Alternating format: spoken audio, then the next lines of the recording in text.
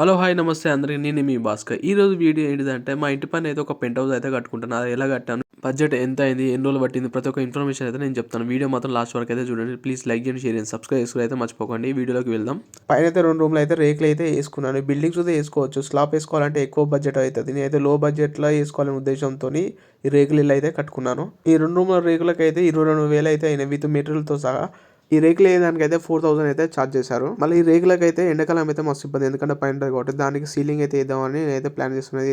Total గోడలకి అయితే దొడ్డుమల అయితే చేపించాను, సన్నమల అయితే చేపించాలి. ఎందుకంటే పుట్టి అయితే పెట్టిద్దాం అనుకుని, అందుకని నేను దొడ్డుమల అయితే చేపించాను. ఈ పుట్టి పెట్టడం వల్ల అయితే రూమ్ అయితే కూల్ ఉంటుంది అని అన్నారు. నిజం అవుతాం అయితే మనం వేసినాకైతే చూద్దాం. నేను కరెంట్ కలెక్షన్స్ అయితే ఇచ్చాను, ఓన్లీ పైపులు అయితే వేయించాను, ఇంకా వైరింగ్ మొత్తం అయితే ఏపీలే. పైన చూడండి, మన టోటల్గా బడ్జెట్ అయితే 1,65,000 అయితే ప్రస్తుతం అయితే అయింది. ఇంకా వర్క్ అయితే ఒక 70% కంప్లీట్ అయింది. ఇంకా 30% అది కావాలంటే పుట్టి పెట్టేయాలి, మళ్ళీ చుట్టూ కలర్ వేపియాలి, మళ్ళీ టైల్స్ వేపియాలి, పైన సీలింగ్ అనుకున్న సీలింగ్ వేపియాలి.